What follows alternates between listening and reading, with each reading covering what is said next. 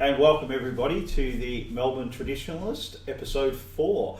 I'm Mark Moncrief from the Melbourne Traditionalists, and I have with me David Hiscock from XYZ. How are you, David? Very good, Mark. I'm a little sleepy.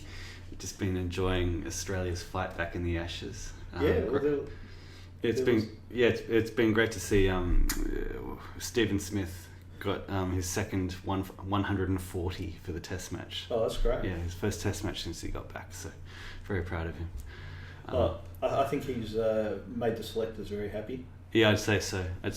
People are saying that like he's atoned for the cheating scandal. I don't think yet. Win the Ashes, then we'll talk about that. Yeah. But I'm pretty proud. Yeah.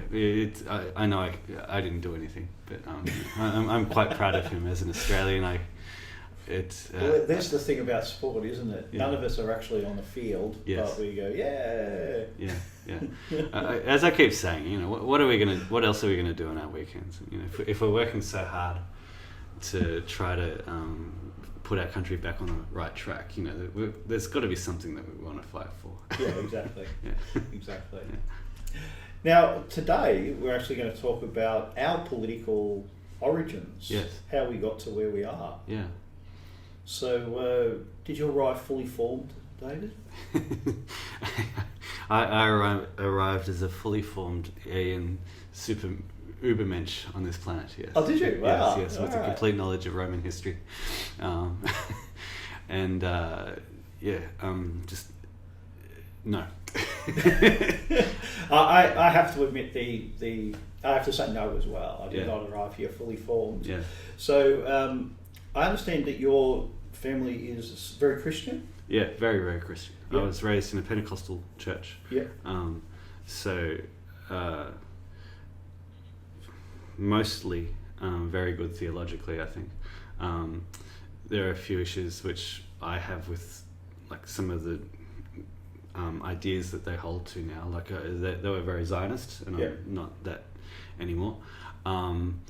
But aside from that, from what I've seen compared to, say, the Catholic Church and the Anglican Church, they hold pretty standard Christian views. They believe in that Jesus died to save our sins. They believe in the Trinity. They believe that Jesus will come back. That's standard Christian dogma, so that's great. When I got to university, I rebelled against all of that. Yeah. So when you were at secondary school, Yes. You went to a government school? No, I went to a Lutheran school, actually. Oh, really? Yeah, it was a private school. Yeah. Yeah. He's slumming it now, but Yeah. been here with me. Yeah, that's it. And I had great teachers. It was actually a really, really great school. Being a teacher now, I can really appreciate how good my teachers were. Yeah. And we did chapel every morning. It was a little boring, but you know, it was a really good grounding. Yeah. And that still didn't prepare you for university? Yeah, it's crazy because my dad told me again and again and again just about all the communists at university. Yeah. Just get you in a certain direction. So he was pretty based? He was actually really, really based. But being a teenager and then in my early 20s, I just thought he was a bit of a fuddy-duddy. Yeah. And I wanted to do whatever I wanted. And so I rebelled against that. And, you know, there was a few things went on and that sort of stuff, family breakup. And so I spent my 20s pretty much down in the dumps, like sort of, the family was all sort of fragmented. Yeah. And we'd had, like, you know, it was not a perfect family life, but looking back at it, there were so many things that were great. Mm-hmm. And then to have all of that fragmented in my 20s and trying to process a lot of the propaganda that I'd received at university, it was a difficult time. And then in my 30s, I started focusing more on just trying to make myself a better person and putting myself first. Yeah. Politically, like when I was at university, I'd been involved with the Liberal Club.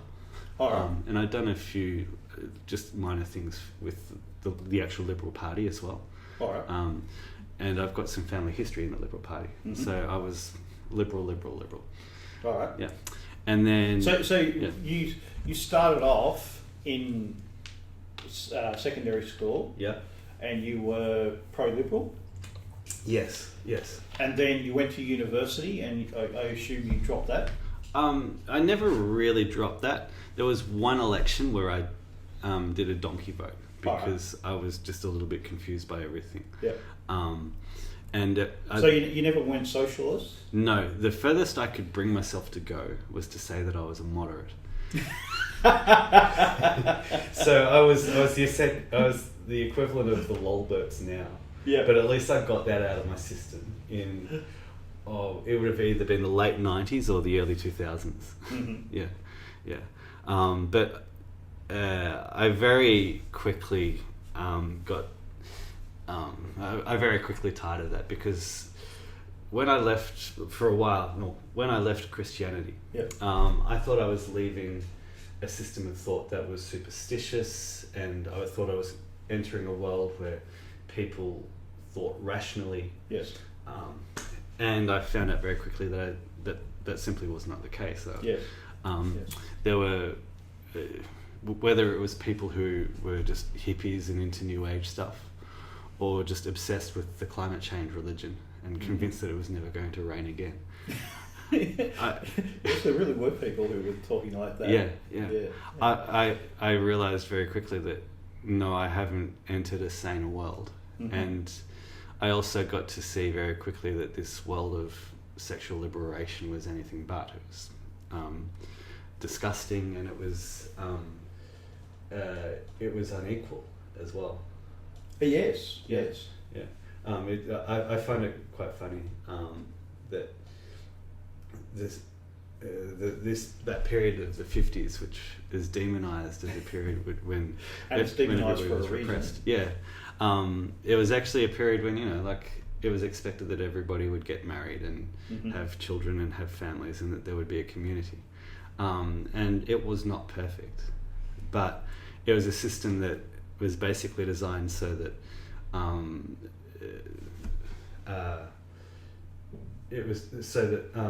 everybody would have somebody. Yes. Yeah. Again, it wasn't perfect.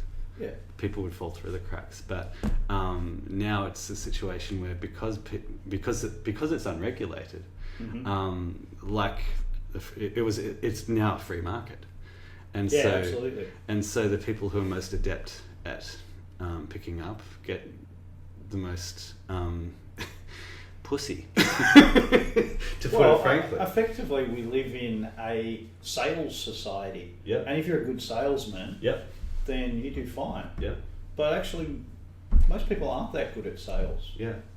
So, that means they really need a more structured system, and step by step that's being done away with. Yeah. And then you look at all the, and to use the sales analogy, then you look at all these cars and you go, oh, well, it's just been taken around the block a few too many times and just not interested. Well, it might look flashy, but I'm just, no. Yeah. You never know how many people have driven that. Well, that's a good point. And, I think it's something that when no attention is paid to the consequences. Yeah. Because under liberalism, nothing's supposed to have consequences.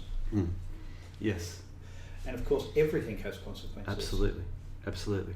And to put it bluntly, like when I talk about like I left Christianity because I wanted to do whatever I wanted. Yeah. I had a girlfriend and she was hot, and I wanted to sleep with her. Yep. And so that was what I did, and that personal experience sort of informs my argument now that the sexual revolution was basically using sex to sell communism, because it used the illusion of sexual liberation to lure people away from family, from tradition, from Christianity, and to just go down this selfish path, which they thought was liberation, but really is just a form of slavery. Well, you say I disagree with you there. I disagree that it's about communism. It's all to do with liberalism. Yeah. Because liberalism is all about the individual. Yes. And the individual's ability to choose and to create themselves. Right? So that's just another step on that path. Mm-hmm. You know, you should be able to be economically free. Well, you should also be sexually free. Yes. You know, because you're the individual, you should make the choices. Mm-hmm. But what it ignores is that we don't want to be individuals. We want to belong. Mm. Oh, I don't have a problem with being individuals. I like the idea that Yeah, but we're not just individuals, and yes. that's what they say we are. Yes, that absolutely. Yeah. Yeah, whether it's communism or liberalism, you can sort of see it as two sides of the same globalist coin as well. Yeah. So yeah, in my 30s, like I was finding myself going further and further to the right, and when Tony Abbott got elected to what I thought was his rightful position as Prime Minister, I thought, fantastic, we've got the Howard years back, we had Kevin 07 and Julia Gillard, then Kevin 07 again, and just lies and debt, and just I was amazed at how quickly the strong economy of the Howard years unravelled. And so I thought, fantastic, we've got the Liberal Party back, but then I could see that everything had changed. Mm-hmm. Tony Abbott couldn't get economic reforms through the Senate. And I saw the ABC just slamming him, and we were in the social media age as well. Mm-hmm. And you know, like a lot of people, I was just always checking my Facebook feed, and I could see all my friends just constantly virtue signaling, sharing fake news from the far left. And so I started arguing with a lot of my left-wing friends on Facebook. Mm-hmm. Who I assume you hadn't really, politics hadn't been a big issue up until then. Not really. From time to time it would be. But I started making it an issue, and because I couldn't take it anymore, basically. I'm like, no, this is silly. What's going on? There's something wrong with the world here. Because I was generally made to feel like I was the only conservative, and I was far to the right and extremist and all this sort of stuff. It's the most bizarre thing, but every conservative has reached a point at some stage in their life where they feel like, I'm the only person, I'm the last one left. Yes. Yeah. And how can it be that every single person has had that experience? Yeah, that's it. I refer to us as lone wolf conservatives. And so what I found was that there were other lone wolf conservatives doing exactly what I was doing on the internet, and we all kind of found each other, and then a group of us formed the XYZ. And so for about a year, like, we were all sort of just making our own articles and putting them up, doing all different creative things, getting a few other people on board, that sort of stuff. And then in 2016, Andrew Bolt linked to our page, and we had a huge influx of people. Oh, really? Yeah. That was. So I didn't realise that. It was massive. Because that's what brought us to the attention of both David Hilton and Adam Pickett, who are basically our two key writers now. And two key thought leaders, I'd say. And Lucas Rosas came on board, I think either just before or just after that as well. So all of a sudden we had just three epic writers and researchers, and it was going great guns. And then we had Brexit and the US election, the US presidential election, and the election here, where Pauline Hanson went really well. And so, like, I'd already been sort of moving along towards the right. Mm-hmm. And it's like the political events of that year sort of it sort of broke down the walls in my mind. Yeah. Because when you started XYZ, and correct me if I'm wrong, but you were still sympathetic to the Liberal Party? Yeah, oh, absolutely. It was basically one of the key reasons why I started XYZ. All right. And what's your attitude to the Liberal Party now?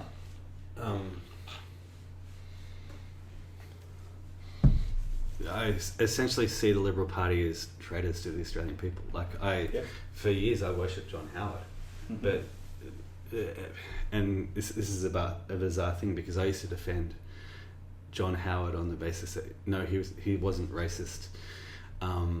Yes, he stopped the boats, but then he let in more refugees and immigrants than any other prime minister in Australia. And so I used to argue that line and say, look, he's not racist. And now I look back on that, I'm like, hang on, he let in more refugees and immigrants than any other prime minister in Australia. He basically started the massive ramp up that we've had in the last two decades. And it's an enormous betrayal. He literally. It's like the Liberal Party used strong border protection as a pretext or a bait and switch. Absolutely, yes. To overrun our country with immigrants. Yeah, and you see, if we had a real opposition party, then that would have come to light. Yes. If the media were actually the watchdogs that they claim to be, then that would come to light. But instead they print an article saying the truth and put it on page 15. Yes, and then they'll bury that truth. We did our duty. They'll bury that truth at paragraph 15 as well. Exactly. And so it's amazing. Like if you think of like the Pauline Hanson phenomenon, like she was the person who was speaking for regular Australians who had never been asked about whether we actually want millions of immigrants coming to Australia. Absolutely, and in fact, the last week, both you and I both published articles about Pauline Hanson and her Senate motion. Yes. She put to the Senate a plebiscite and about whether we had too many immigrants, whether immigration should be cut. Yeah. And 54 members of the Senate voted no. And 2 voted yes, we should have a plebiscite. Yeah. So that was Malcolm Roberts and Pauline Hanson. And there's a photo, which is on my site, Upon Hope, showing the division in the Senate. 2 senators on one side and 54 on the other side. And it just makes your blood boil. Yeah. It would have been nice if it could have been 51 versus 3. If Fraser Anning had been there. It's something that's got to be said. It's like, okay, Pauline, if you are putting up this motion now, why did you not support Fraser Anning's one? And you wrote about that in your piece, and I thought that was very important. Is that last year when Fraser Anning put up pretty much the exact same proposal. Pauline Hanson said, "Oh no, I'm not voting for it. That's racist." Yeah. From what I understand, that the reason that she's saying that is like, oh, this one is just, we just want to reduce pure numbers. Fraser Anning wanted to restrict what kind of immigration we had. So that's her excuse. So it's like she's doing. It doesn't work. You say, "Oh, this is neutral. Yes. This is not race based. This is nobody's being targeted, so forth, blah blah blah." And Liberal and Labor don't fall for it. They just go, we don't care. In the same way that, despite the fact that John Howard has basically triggered the massive ramp up in immigration, he's still presented in the mainstream as the racist Prime Minister. Pauline Hanson, even though she does not want to make a distinction between who comes to Australia, she just wants to reduce pure numbers. Her motion to reduce immigration is still seen as racist. Exactly. So you can't virtue signal your way out of that. Well, we all know the definition of a racist is somebody who wants to reduce immigration by 1%. Yes. As soon as you become that extremist, then it has to be called out. Yes. There was a satire I did one time, and they were talking about there was some minor change that the government wanted to make to immigration. And so the Labor Party and the Greens were freaking out about it. And so my headline was Greens, I think something along the lines of Greens fear that changes to immigration rules could reduce annual immigration intake from 200,000 to 199,992.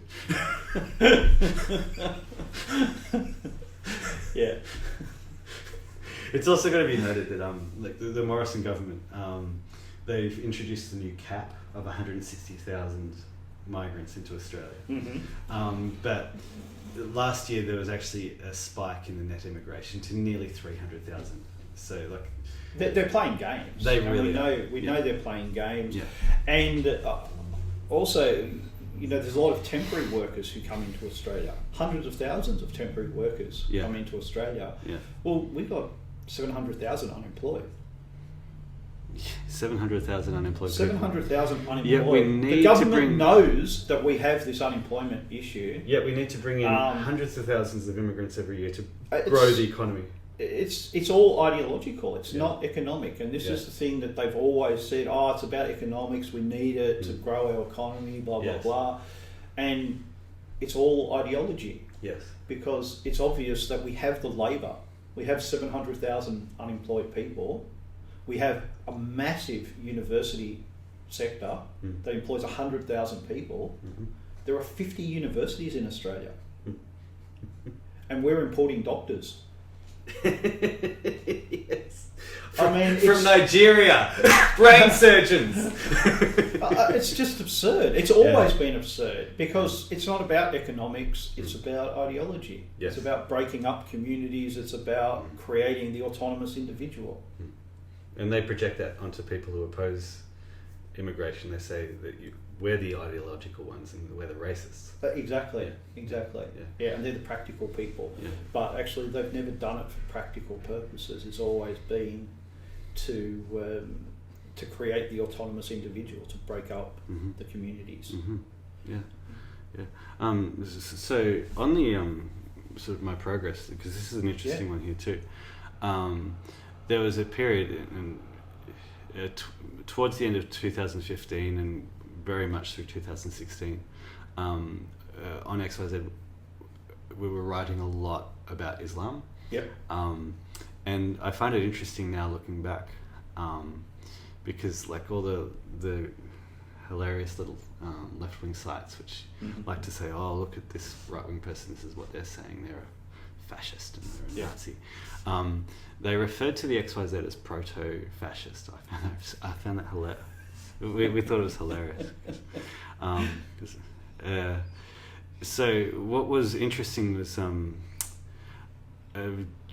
in the couple of years before I started XYZ, I had really solidified my knowledge of Islamic history. And so I did a bit of research into how the Arabs, the Muslim Arabs, basically just took over the whole of the Middle East, North Africa. Arab conquest. Yeah, all through Spain. They got within 100 miles of Paris. And then 700 years later, later than that, in 1683 was the last siege of Vienna. That's in the heart of Europe. And if they'd taken that, it could have turned the course of European history. It's insane just to think how recent that was. And I found it interesting how over the course of those centuries, countries which had been essentially Christian had gotten to the point where they were 70, 80, 90, nearly 100% Muslim. Yes. And it's done through a combination of their restrictive laws, through the occasional massacre. It just like they go through these cycles of just just live and let, not really live and let live, but make life uncomfortable. They make life really uncomfortable, then just go back to uncomfortable. And so I got to understand the concept of ethnic replacement and demographic replacement. And so, like a lot of Australians now, like I became really worried about demographic replacement here in Australia. And I was focusing on Islam because I'd seen the way that Islam had essentially taken over other countries. Like if you look at what is officially called Turkey now. That was Asia Minor. It was Christian, the heart of the Byzantine Empire. That's right. So you could have this. I love the slogan, "Make Turkey Greece again," or "Make Turkey Troy again." Really.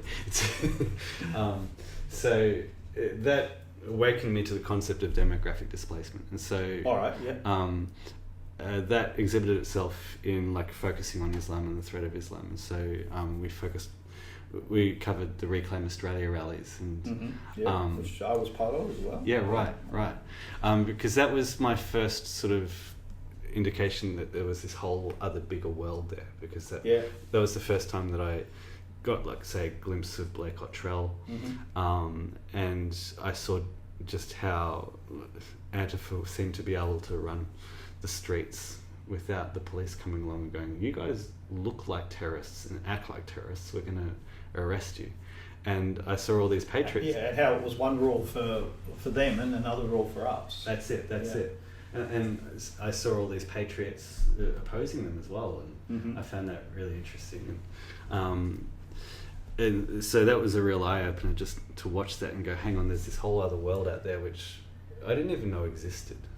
I thought I was a pretty well-informed Australian, but it's like all of this other history of Australia and recent history and just really important politics had just been hidden from me.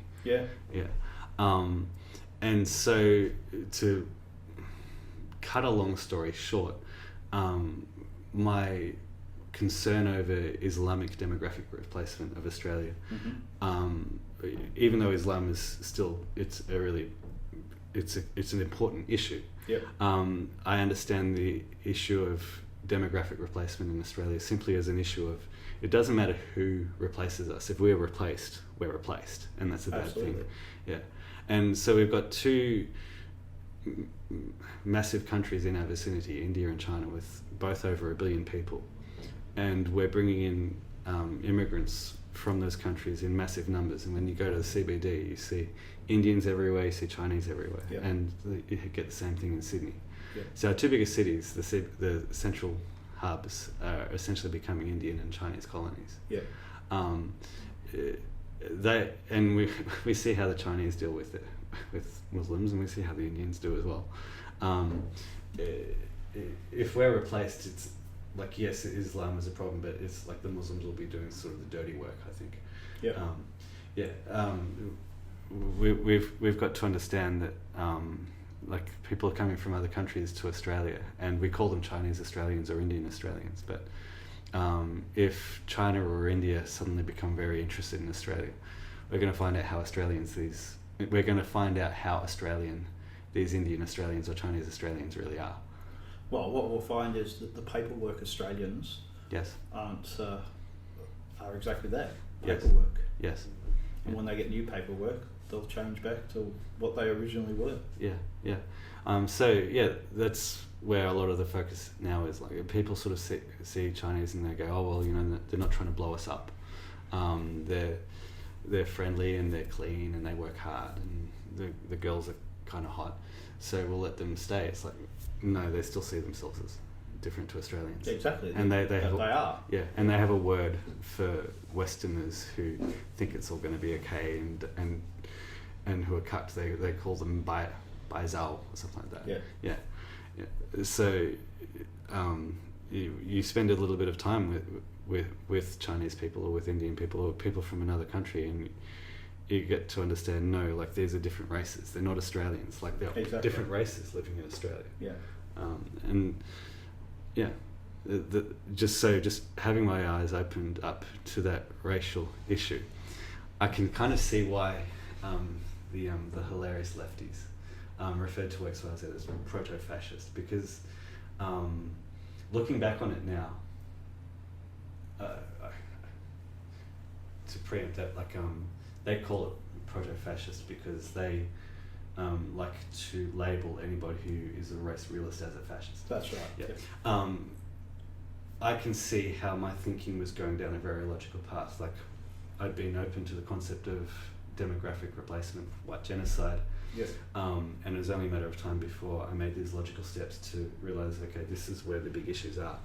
And so these funny lefties, they've been trying to have punch-ons with nationalists for years and years and years. So they understand how the thinking progresses, and so they could see that thinking progressing. Well, thank you for that, David. That was very interesting, and the thing that I found most interesting was your changing attitude to the Liberal Party. Yes. Yeah. And how it started off as very cosy Yeah. And now you've come to the realisation that, hey, there's not really any difference between them and the Labor Party when it comes to the big issues. Yeah. Well, just coming to the understanding that Australia, the whole reason Australia was founded was to be a homeland for British citizens. Yep. White British citizens of the British Empire down under. Yep. And over the course of 2 centuries, we made ourselves into our own unique race. It's like we melded the different races of the British Empire into one in Australia. And so, we're Australians and we're distinct from the actual English or the Welsh or the Scottish. That's right. Even though they're our brothers. Yeah. But we've been socialised not to think of Australia in that way. That's right. Yeah. And then when you come back to that understanding, you realise that the Liberal Party, which supposedly stands for these conservative values, doesn't conserve the most important thing. Exactly. Yeah. Exactly. Yeah. Thank you, David. Been a real pleasure. Where can people find out more about you? I'm telling everybody now, just come straight to the website, www.xyz.net.au. Don't worry about Facebook. Facebook is dying. Gab is a place where we have a growing audience as well. But we've basically just got to see the social media sites as places that will exist for as long as the globalists allow them to exist. Yeah, I think you're right there. Just come to the XYZ. We put up something every morning. Yeah, and it's whether it's a video, whether it's an article, whether it's something funny, just come along and there'll be something there. Oh, good. Yeah. And you can find more of my thinking at Upon Hope. So just type that into your favourite search engine and you will find my site. Thank you, David. You're welcome, thank you. I hope everyone has a good day. Aussie, Aussie, Aussie.